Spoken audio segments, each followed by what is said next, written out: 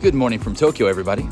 So today I wanted to talk about something that I've been meaning to talk more about for a few years, and I don't know, I just hadn't gotten around to it. I did do a video about it 3 or 4 years ago, and that was back when I had like 1,000 or 2,000 subscribers, and I'm about to hit the 10,000 mark. So I figured it would be a good time to bring this topic back up and maybe go into more detail about it. I'm actually headed to work right now, so I'm gonna stop and get some coffee first. Let's get some coffee.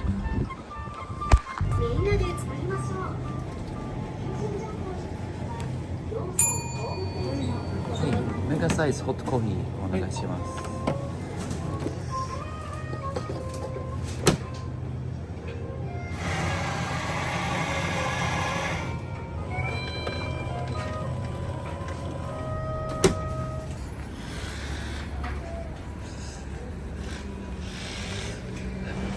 Cheers.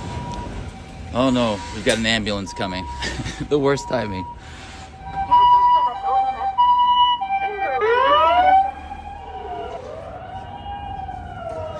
It's the only ambulance I've ever seen that stops at stoplights.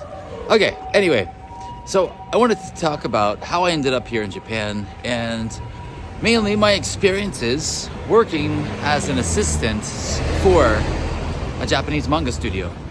But might have to do that after work, so talk to you then. Okay, as I was saying, at some point in the late 90s, around 1998, 1999, I was introduced to anime for the first time. And that anime was Dragon Ball Z.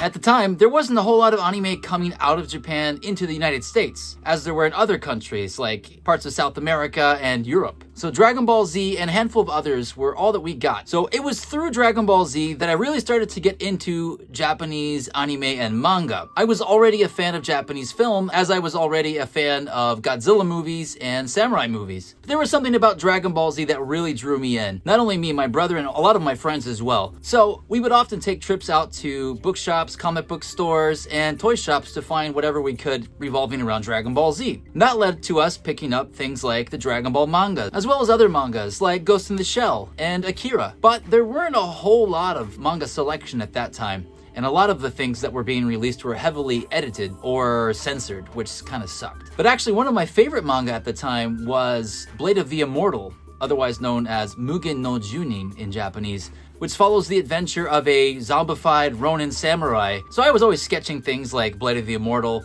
in my notebooks in high school, but I was also producing my very own Dragon Ball Z fan manga. And I released 2 volumes of that, which I copied at my local church's copy machine for free, and sold them at school for about $2 a piece, and I made a decent chunk of change. So, as embarrassed as I am to look back at those things now, I had no idea that I would actually end up in Japan just a few years later, living here and working full-time as a manga assistant, and under one of the most legendary manga artists in Japan. So here is the story about how that all happened. So I graduate high school, I've done my Dragon Ball fan manga stuff, I am entering into art school, going to the Columbus College of Art and Design in 2002 to 2003. At the end of 2003, I stopped going to school there and I ended up transferring to another school in my hometown of Kentucky, which is also a design-related school. And all the while, I'm working the late shift at a Walmart, stocking produce. One night, a girl comes in and leaves her phone number to give to me to one of the other staff at Walmart. So I'm handed the phone number and I ended up calling her and we ended up dating. So this girl convinces me to move back to Columbus, Ohio, which is where I was previously going to school. So I moved back to Columbus and I'm reconnecting with some of my old friends that I hadn't spoken to in a while. And I'm thinking about maybe signing back up to go to school. During all of this, again, I've transferred to a different Walmart and I'm now stocking laundry detergent and fabric softener. This girl that I've moved up there for decides that she wants to invite her ex-boyfriend over to the house and kick me out. So, yay! At this point, I'm trapped and I'm in a bit of a slump. I don't really have money to start going back to school. I'm kind of homeless. I'm basically homeless at this point. I can't stay at this house anymore, so I end up asking some of my friends if I can crash on their couch. So I end up kind of just couch surfing. Luckily, my good friend Will, who was my roommate in the dorm the previous years at this college, let me crash at his place. At least that was until we all got kicked out of that place too. So then I end up living with my bus driver, the bus driver that would drive me to Walmart every night. So yeah, it was a hard time. It was here at one of the lowest points of my life that all of the stuff started to come together. I was visiting the local library, the Columbus Public Library, the really big one that was downtown, to check out books and VHS tapes. Yeah, they still had a lot of VHS tapes floating around in the early 2000s. And I remember they had a decent selection of Heisei Godzilla movies, which I hadn't seen yet. Up until that point, they weren't released on DVD. Again, this is end of 2003, early 2004. So it was on this day that I found Godzilla vs. Biollante that I was using one of the computers at the library, because I didn't have a computer at my bus driver's apartment, and there was no smartphones at this point. So I was using this public computer at the library. I had previously had a Japanese girlfriend, which I'm not going to get into all of that stuff, but I had an account on a Japanese pen pal website that I used to keep touch with some friends. I had that account open, and I hadn't used it, but I had a lot of things linked there, like my old DeviantArt page and things like that. And so on this day that I've gone to rent Godzilla vs. Biollante, I get a message sent to me through my DMs on DeviantArt, and it's from a Japanese girl I've never met before. She's writing saying that her friend had found my account on the other website. They liked my art. They were interested in corresponding with me and talking and exchanging letters and stuff like that. So I was like, oh, cool. This is, something positive and fun happening in this kind of dark area of my life.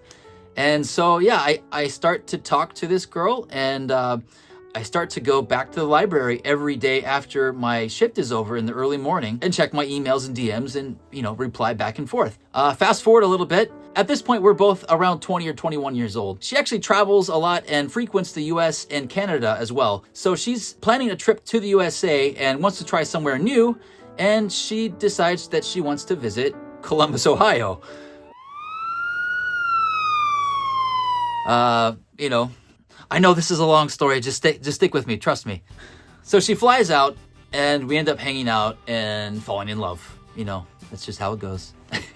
And she flies back to Japan, and then she flies back again over the holidays to meet my family, at this point in Kentucky. And she also invites her parents, which is a bit weird. So they come in at different times, but yeah, so I meet her and her parents. You can see where this is going. At this point, we've been talking online for about a year. We've been hanging out in person for a couple of months. We're young and stupid, and we're rushing things, and we decide, hey, let's get married. So I propose, and she accepts. And then I have to go over my game plan with her mom about what I'm going to do next. And this is me basically working the night shift at Walmart and living with my bus driver. So yeah, I'm kind of, scrambling to figure out what I want to do, young, dumb Americans. And it's literally at the end of her stay there. This is December of 2004. She hears from her friend who works with her in Japan at a Subway restaurant. Yes, Subway, they have those in Japan. That was her part-time job that she worked at while she was going to school, because she was also a university student. And so anyway, her fellow sandwich artist mother was the cleaning lady at a manga studio. Not just any manga studio, the manga studio of the legendary creator of Fist of the North Star, Tetsuo Hara. And get this, they're looking for foreigners to apprentice as manga assistants.